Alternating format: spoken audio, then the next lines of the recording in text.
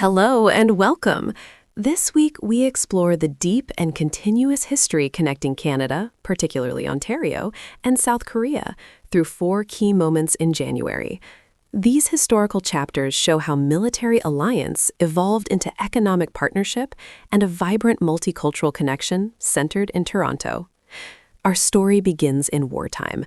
On January 24, 1952, amidst stalled armistice talks during the Korean War, the Canadian Parliament took a definitive step. It approved an extension of service for its deployed troops. This resolution extended the commitment of soldiers, especially those from Ontario, and prompted Toronto media to declare the conflict a testing ground for Canada's international standing. That military commitment would later serve as the bedrock for diplomatic and trade relations. Fast forward to January 21, 1965. Canada's Parliament signaled a major shift, announcing revisions to immigration laws designed to attract skilled foreign workers, a move that culminated in the point system 2 years later. Significantly, reports from the Ontario government at the time specifically identified Korea as having high potential to supply highly skilled labor needed in sectors like manufacturing, construction, and healthcare. This led to Toronto becoming a major destination for Korean immigrants and students, fueling rapid community growth in the 1970s.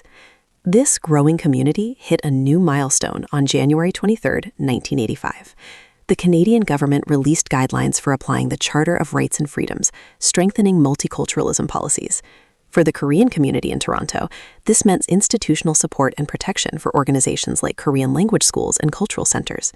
The Korean population in Toronto swelled, becoming a major part of the overall Canadian-Korean demographic, and the relationship between the two nations began to be viewed less as a wartime alliance and more as a history of neighbors.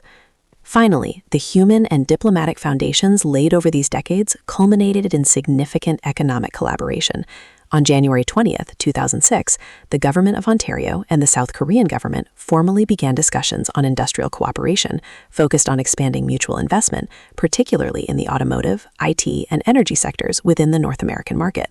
Toronto, supported by its established Korean business network, cemented its role as the critical hub for major Korean companies like Hyundai, Kia, Samsung, and LG expanding across the continent. From the battlefields of the 1950s to the boardrooms of the 2000s, the bond between Canada and South Korea has proven deep and enduring, continually shaping the landscape of Ontario and the global economy. Thank you for listening. To read the full article, please visit the website, or to listen to other episodes, find us on YouTube.